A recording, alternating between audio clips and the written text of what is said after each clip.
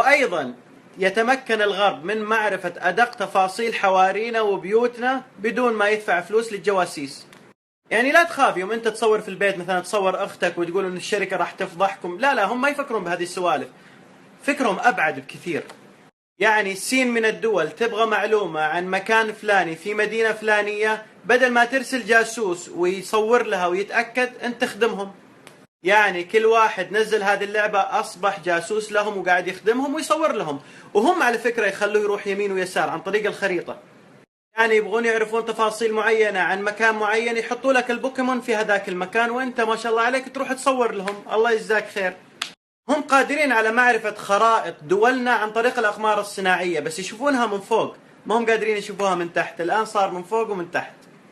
أول شيء أنصح أخواننا اللي يشتغلون في أماكن حساسة في الدولة، عسكرية أو قطاعات أخرى، لا تستخدموا هذه اللعبة أرجوكم.